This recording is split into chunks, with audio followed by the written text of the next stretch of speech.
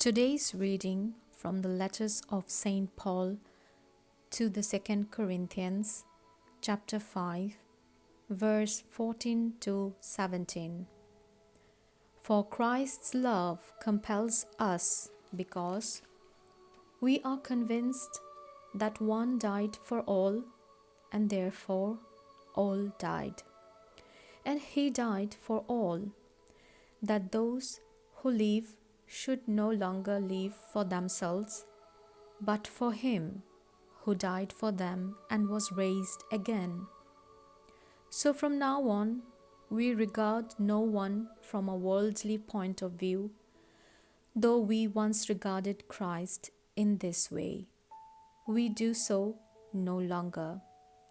Therefore, if anyone is in Christ, the new creation has come. The old has gone, the new is here. This is the word of the Lord. Thanks be to God.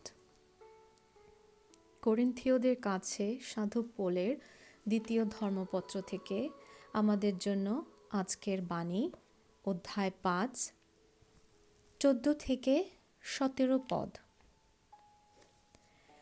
আসলে খ্রিস্টের ভালোবাসা আমাদের সব কিছুই নিয়ন্ত্রণ করে, কারণ আমরা মনে প্রাণে বুঝেছি যে সকলের হয়ে যখন একজন মৃত্যুবরণ করেছেন, তখন সকলেরই মৃত্যু হয়েছে।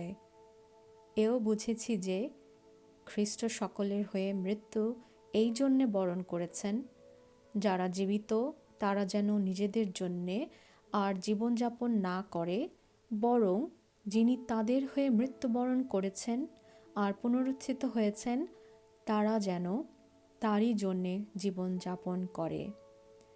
তাই এখন থেকে আমরা কাউকে আর সাংসারিক বিচার বুদ্ধি দিয়ে চিনি না, যদিও এক সময়ে খ্রিস্টকে আমরা সাংসারিক বিচার বুদ্ধি দিয়েই চিনতাম। এখন কিন্তু তাকে আর সেইভাবে চিনি না।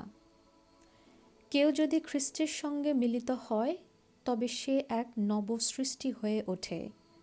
যা পুরনো তা তো মিলিয়েই গেছে, দেখো সমস্তই এখন নতুন হয়ে উঠেছে। এই হলো প্রভুর মঙ্গলময় বাণী। ঈশ্বর প্রভু, তোমার ধন্যবাদ করি।